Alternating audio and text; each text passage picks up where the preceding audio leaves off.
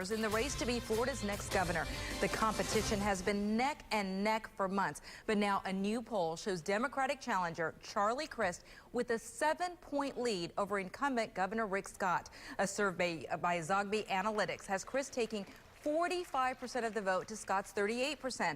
Libertarian Adrian Wiley is polling at 8% of the vote. But despite these new numbers, it's still anyone's race as we approach Election Day on Tuesday. And today, thousands of Floridians chose to cast their ballots early, voters even surpassing the 2010 number so far. And as our Jason Beisel shows us, the tight race for governor and the passionate fight over medical marijuana may have gotten more people on both sides of the bay to the polls early. Clerks from around Hillsborough County. Okay. Pulling up to the election office, picking up supplies for polling places they'll be overseeing on Election Day. Be picking up their laptop computer, the registers, everything they need to go ahead and conduct an election. On the other side of the building, It was very simple, very easy. voters wanting to cast their ballots early had one last chance. I work all day Tuesday. So I wanted to make sure I was able to cast my vote and have a word.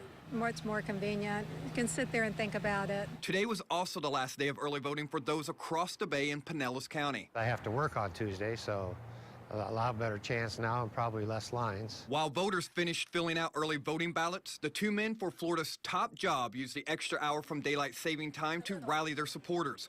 Former Governor Charlie Crist and Governor Rick Scott spending the day in South Florida. Back here at home, voters voting on issues they care about the most. Amendment 2.